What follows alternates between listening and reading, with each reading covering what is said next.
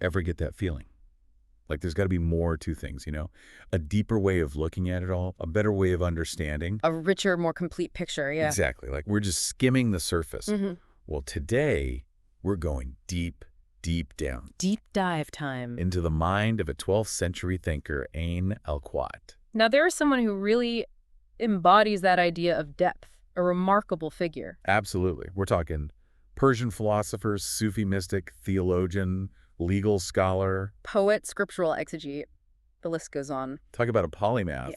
A true Renaissance man centuries before the Renaissance. Exactly. Ahead of his time in so many ways. So in this deep dive, we're going to unpack his incredibly diverse and often very challenging ideas. We're going to try and make sense of it all, see how they connect. Using, as our guide, excerpts from the Stanford Encyclopedia of Philosophy entry on ʿayn al-Qawat.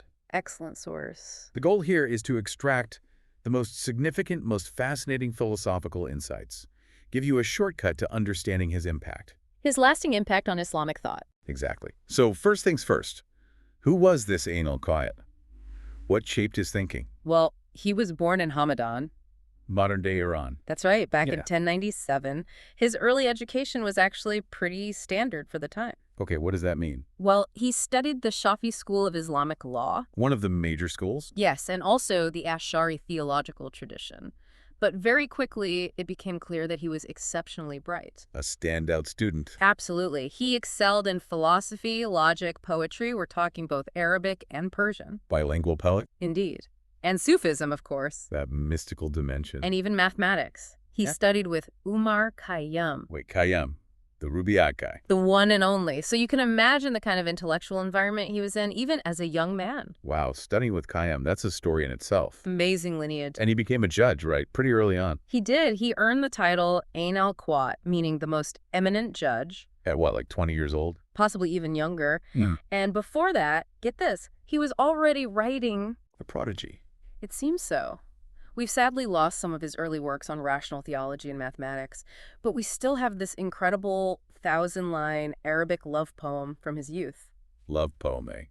So, not just a logician. Clearly a multifaceted mind. Fascinating. But his journey wasn't all smooth sailing, was it? No, not at all. Around 1112, he had this profound crisis of certainty. He actually described it himself in his own writings, an experience quite similar to al-Ghazali's famous crisis. Al-Ghazali, another giant of Islamic thought. Right, who'd only recently died. So for about 4 years, ʿayn al-Qawat really immersed himself in Ghazali's works. Trying to find his way out of that crisis. Exactly, and that period was absolutely crucial in shifting his focus, turning him towards a deeper spirituality. So Ghazali's exploration of skepticism, the limits of reason, that resonated with him. Deeply. And this kind of steered him towards Sufism. The mystical path within Islam. Exactly. In 1119, he met Ahmad Ghazali. Al-Ghazali's brother. Right. A very influential Sufi teacher in Persia at the time. And ʿayn al-Qawat really thrived in this Sufi environment, became a spiritual guide himself, appointed by Ahmad Ghazali. Wow, so he rose within the ranks. He did. And this period, this intense spiritual engagement, it profoundly shaped his whole philosophical outlook. So it's not just abstract ideas for him. No, very much lived experience. And all throughout, he's writing, exploring these ideas, right? Oh, absolutely. We're talking about 16 works in both Arabic and Persian, 7 of which still survive today. What's remarkable is how innovative they are. Breaking new ground. Pushing the boundaries of philosophical and theological thought, from cosmology, the structure of the universe, to the nature of reality itself, epistemology, how we know things, and the essence of love. He covered a lot of ground. Okay, you mentioned some of his key surviving works. Can we get into those a bit more? Of course. Shakwa al-Gharib. Which means? The Exile's Complaint. A powerful short piece written in prison in 1129. We'll get to that. Yes, we will. But in it, he defends himself against charges of heresy. Serious stuff. Very serious. Then there's Zubda al-Laqit. The Essence of Reality. Yes. This one's a denser, more philosophical work on Sufism. And get this, he wrote it in just 3 days. 3 days. At the age of 24. It's considered groundbreaking, the first full-fledged philosophical defense of mysticism in the Islamic tradition. Drawing on, I'm guessing, Avicenna, Ghazali. Among others, and also, in a way, anticipating Ibn Arabi. Who came later. Yes, but the seeds are there. 3 days. Amazing. Right, shows you the intensity of his thought process. He also has these two really significant Persian works that have survived. Okay, lay them on me. The most famous is his masterpiece, Tamidat, or Mm. Paving the Path. Finished in 1127, it's written in this beautiful, poetic Persian prose. I love it when philosophy gets poetic. Me too. It's where he really lays out his mature philosophical, theological, legal, and mystical positions. The whole system. A lot of it centered on the concept of non-duality, the interconnectedness of everything, and the importance of self-knowledge. He saw that as the key to unlocking the true nature of reality. Oh, thyself. Exactly. And then there's his Namaha, his letters. It's a 3-volume collection of his correspondence. Letters to who?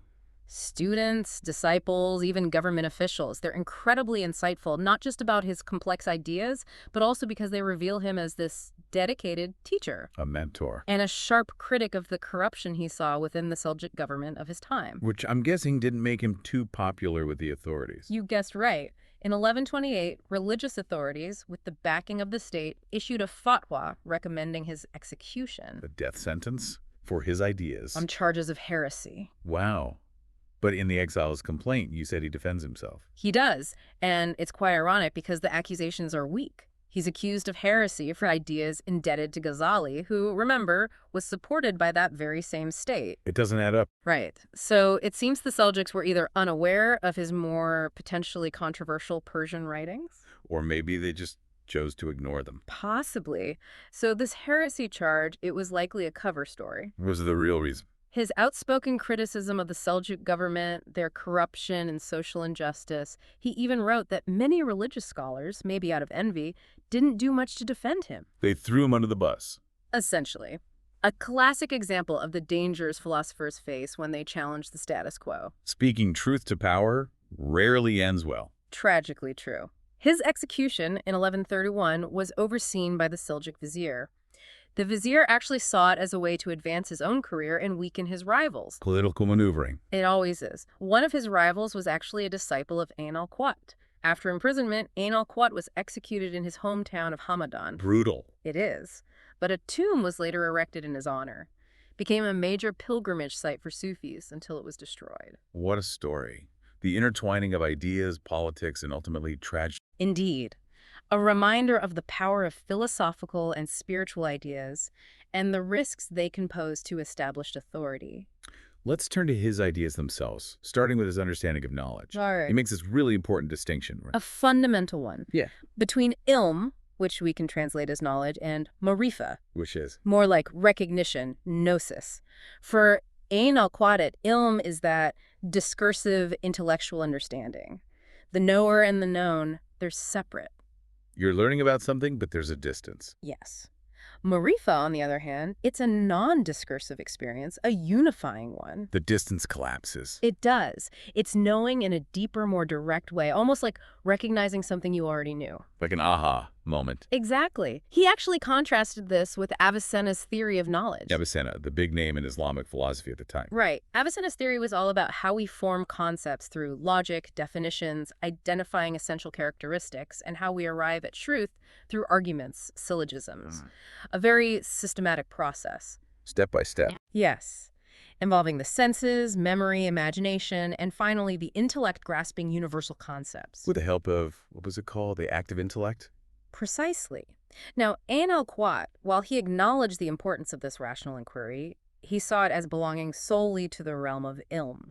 Okay, so ilm is important, but it's not the whole story. Exactly. Knowing about something intellectually for him, it wasn't enough for true, deep understanding. He wanted to go beyond that. He did to marifa, Yeah. which is a higher form of cognition. You achieve it through what he called the eye of the heart. Poetic. Very. And what you recognize through this inner eye are the fundamental truths of existence, truths that are already present within your soul, your deepest self. So it's not about acquiring new knowledge, but uncovering what's already there. Yes. And this actually echoes Plato's idea of anamnesis. Recollection, right? Learning is remembering. Exactly. ʔin al-Qāt agreed with Plato that the soul, in its deepest uncreated aspect, has this prior familiarity with these realities before it's embodied. Like, we come into this world with a kind of innate knowledge. Yes. And so recognition is about rediscovering this forgotten knowledge. Okay, so what is this knowledge about, specifically? He wasn't too explicit on the specifics. He hinted that it involves a deep, intuitive understanding of the self, but it's fascinating that later Sufi philosophers like Suhrawardi and those following Ibn Arabi, they really ran with this idea. They took it further. They did. So Avicenna rejected Plato's forms, right? He said that universal concepts exist ante rem, before things, in the celestial intellects, and that's how we receive knowledge. Okay, top-down knowledge. Right. But these later Sufis, they argued that to truly know these universal realities, you need a transformation of your being. Knowledge isn't passive. No, it's active. It's about becoming aligned with what you're trying to understand. Wow, knowledge is a way of being. That's a whole different level. It is. And ʿayn al-Qat laid the groundwork for that. So how do you achieve this marifa, this inner recognition? According to ʿayn al-Qat, Spiritual practice, purifying the inner self, cultivating that inner vision. You transcend the limitations of ordinary intellectual knowledge and arrive at true self-knowledge. sounds like a journey. It is. He even used the story of Moses and Khidr from the Quran to illustrate this. I love that story. It's a great one. Yeah. Moses, despite his prophetic knowledge, he couldn't grasp Khidr's actions. Uh-huh. They seem strange, contradictory. Until Khidr revealed the deeper wisdom behind them. Exactly. It's about going beyond the surface level. Well, what about his views on the soul itself? How did he see that whole body-soul relationship? Now, he disagreed with Avicenna and his followers, who denied the soul's preexistence. Okay, so he believed the soul existed before the body. He did, but he acknowledged there's no definitive logical proof. His certainty came from marifa, right? That inner knowing. Yes. He said we understand the soul's existence by observing the body's attributes, perception, movement, and we can infer its continued existence after death. Because knowledge, the soul's domain, is indivisible. It can't be destroyed. So the soul, which holds knowledge, must also endure. Right. More echoes of Plato here. He keeps popping up. He does. Āyn al-Qat believed the soul's state changes when it inhabits a body. He also believed in a vast diversity of souls, Meaning? different levels of connection to the divine. Some, like the prophets, have this direct, unmediated connection to God. While others. Most of us, we have various intermediaries. A chain of being leading up to the divine. In a way, yes. He acknowledged that our environment influences our soul's state. Nature and nurture. Both. But certain souls, he believed, are created in God's image. They have a greater capacity to reflect divine perfection. But even then, there are levels. Degrees of closeness. Yes, all part of this grand cosmic order. Okay, so where does reason fit into all this? He was clearly a very rational thinker. Oh, absolutely. Reason, Ilkel, was essential for him. It's the tool we use to distinguish truth from falsehood. But he also believed it has limits. He said you can't apply a purely empirical, logical approach to understand immaterial things. The afterlife, God's self-awareness. Those are beyond the reach of reason. Yes, like trying to measure eternity with a stopwatch. Right. And he used that phrase, the stage beyond reason, didn't he? He did, Al-Yawar War al-Io. Borrowed from Ghazali. Yes. Yeah. It's like the relationship between the soul and the body. A higher mode of knowing. Accessed how? Through inner purification and open heart. It's a different kind of understanding, one that goes beyond ordinary intelligence. Like trying to explain color to someone who's been blind since birth. A good analogy. He believed that our reliance on the senses actually hinders us in accessing this stage. We're too caught up in the physical world. Right. True recognition, true knowledge, it's only for those who have reached this stage. He also used the Sufi concept of tasting talk to describe this, right? Yes. It's about conveying the experiential nature of marifa. It's not a physical taste, but a direct apprehension of truth. You know it in your core. Exactly. But he admitted that language is limited. We can't fully express it. No. For Āyn al-Qat, marifa culminates in idrak, a state of perception where the subject and object, the knower and the known, they merge. Become one. Yes. The perceiver becomes the perceived, and even becomes aware of the ultimate perceiver. Right. Yes. He said that in our everyday experience, this stage beyond reason, it's only for those with true self-recognition. He had this really interesting way of describing how perception changes. Oh. In sensory perception, it's limited, right? But in intellectual perception, the object's parts seem infinite. But in marifa, you are the objects. The knower, the known, all one. Yes, and even infinity becomes finite. Mind-bending stuff. Okay, let's move to his metaphysics, his understanding of God. All right. He starts with the concept of ultimate reality. He calls it the self, the essence, al-dat. But he really stresses its transcendence. how far beyond our grasp it is, the infinite reality of reality. No multiplicity, potentiality, even actuality. So beyond words, beyond concepts? Completely. He uses the analogy of a geometric point, indivisible yet the source of all existence. Everything emanates from it. Yes. Now, this ultimate reality, it's beyond our senses, beyond our minds. But he argued that its existence can be demonstrated. Through reason. Yes, through what he calls certain truth, based on the Quran. His argument is that if there's no eternal, self-existent being, then nothing could exist. Why not? Because anything that has a beginning, anything contingent, needs a cause. Only the self-existent, the necessary existent, can be the ultimate cause. The uncaused cause. Exactly. And therefore, eternal... He built on Avicenna's ideas here, right? Yeah. Necessary and contingent existence. He did. He reinterpreted them through the lens of Kalam, Islamic rational theology. So you have eternal existence and originated existence. Anything originated, contingent, needs a cause outside itself. It can't bring itself into being. Exactly. And this leads back to the necessity of an eternal, self-existent being. The buck stops there. It does. He even presents his own version of Avicenna's Burhan al-Dikin, the demonstration of the ever-truthful. But instead of using necessity and possibility, he uses temporal origination and eternity. Same idea, different framework. Yes.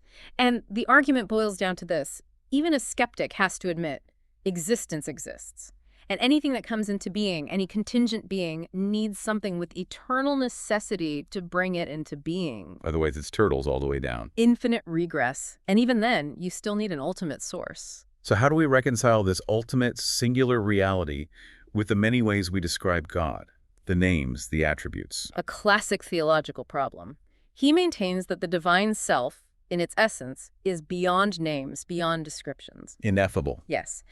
But it manifests, relates to the cosmos through these names and attributes. So they're like facets of the diamond. A good way to put it, he emphasized their spiritual significance, especially for Sufi seekers. They guide their actions. Their inner states. Yes. And regarding the oneness of God versus the multiplicity of attributes, he seems to follow the Atari position. The attributes subsist within the essence. Like the ocean and its drops. Exactly. Or how water is called by different names in different languages. Same reality, different expressions. Precisely.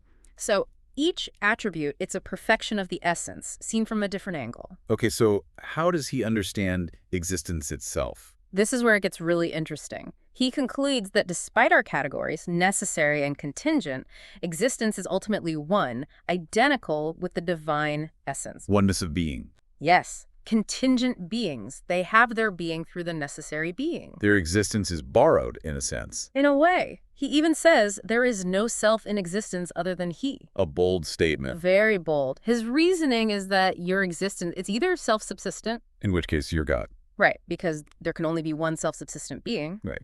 Or it subsists through another, meaning it's not truly independent. So only God truly exists. Yes. He argued that nothing can exist independently of God. That would mean two ultimate realities, and the multiplicity we see, it doesn't have its own independent existence. It exists within and is dependent upon God. He quotes the Quran, "All but God is evanescent." Fleeting, temporary. Exactly. He also used the analogy of a reflection in a mirror. The reflection only exists because of the object and the observer. So everything is a reflection of the divine. In a way, this oneness of being for him meant that everything is immersed in God's existence. They derive their being, their ontological sustenance from him. This sounds a lot like pantheism. It's close, but he makes a crucial distinction. He uses the term maya, withness, to describe God's presence with all things, but nothing shares that same level of withness with God. God is on a different plane. Absolutely. Ontologically and logically prior. So only God truly exists. Other things only appear to exist, relationally. Their existence is borrowed, derived from God. Yes, and he said this requires spiritual insight to grasp because our ordinary thinking makes us see separation where there is ultimately none. Right. But for someone with realized inner vision, they see God present with all things, yet also prior to them, transcending them. Fascinating. Now, his ideas about the self, the importance of inwardness, the role of the heart, this seems to be central to his Sufi perspective. It is. It all ties back to the famous saying, "He who knows himself knows his Lord." He really believed you can't have true recognition of God, Marifa, without self-recognition. Knowing your own true nature. Yes. Without this, you're estranged from your deepest self and from God. So it's not about knowing your ego, your personality quirks. No. It's about the deeper self. He said we should strive to know God, through God's own light, which he equates with existence itself. Okay, I'm following. He believed that the lower self, the ego, it veils us from true knowledge. So the sincere seeker seeks God through him, not through their limited self. Otherwise, you end up chasing your own tail. Exactly. You see yourself, but you miss God. He also saw the universe as a manifestation of God's names and attributes. He did. He said contemplating the universe can lead to divine knowledge. But he also stressed that God's light is present within us, in our hearts. So the universe is out there, but God is also in here. Yes. And he saw the inner self, the heart, as a microcosm reflecting the whole universe. By going inward, we achieve self-recognition. And in that self-recognition, the duality dissolves. Recognizing our true self reveals God's attributes within. So the path is inward. Yes. Finding God within is key. He believed the path is always open to the sincere seeker. Someone with true longing. Alabed, yes. And Eredit, the commitment to a spiritual guide. But ultimately, the journey is from external guidance to inner self-recognition. From the outer to the inner. He even said that the path to God isn't found in the external world, in heavens, or any afterlife. It's within you, in your heart. The kingdom of God is within. Exactly. And he also had this beautiful idea: the further you go on this path, the more you realize you're not the seeker, but the sought. God is seeking us. His desire precedes ours. Okay, now, this emphasis on inwardness, did it negate the importance of Islamic law, the Sharia? Not at all. He reinterpreted it. He saw the Sharia not as just external rules, but as the straight path of reality, a reality found within. So the outward practices are meant to reflect that inner reality. Exactly. And the heart, called Bill, it's central here. A heart that matters. He distinguishes between the physical heart and the spiritual heart, the seat of perception, emotions, understanding. But at the deepest level. It's the consciousness of the divine within us. That's his focus. The divine spark. He believed seekers find God within because he's in the heart, which is in our innermost reality. He even said everything in creation is within you, in your heart. We contain multitudes. You do. And he talked about circumambulating the heart. That's a powerful image. What did he mean? It's about focusing your entire being on the heart, purifying it. He saw this as the direct path to the spiritual goal. Straying from this leads to self-loss. He urged people to search for the heart and grab hold of it. A treasure hunt within. He believed the heart can know itself as the object of God's gaze. Narge Huda. God is looking at us, and we can feel that gaze in our hearts. Yes, but only a pure heart can truly reflect that divine presence. He said, God doesn't have any condition for you, but that you empty your heart. Empty it of what? All the clutter, the negativity, and when God's gaze rests on a pure heart, it becomes a source of moral guidance. Our inner compass. He called it the mufti of our heart, our inner guide, as long as we've overcome the lower self. Okay, that's beautiful. Let's get into his ideas about good, evil, and human agency. All right. He identifies existence with light, nur. God, the necessary existent, is the necessary light, the illuminator of all other lights. The source. Yes. And all other existence, they're ultimately dependent, unreal compared to God, so their light is also metaphorical. A lesser light. He envisioned a hierarchy of light emanating from God, different intensities. The further something is from the source, the more darkness it exhibits. A spectrum of light and darkness. But God is pure goodness. So things are good to the extent they participate in God's light, and since everything participates in existence, there's no absolute darkness. He rejected that Zoroastrian idea of evil as an opposing force. No ontological evil. Right. Instead, evil is relational, nisbati. It has no independent existence. Give me an example. He used the analogy of cupping. A child might see it as evil because it's painful. But the parents know it's for their good. Exactly. He believed that prophets, those close to God, they understand that only good ultimately comes from God.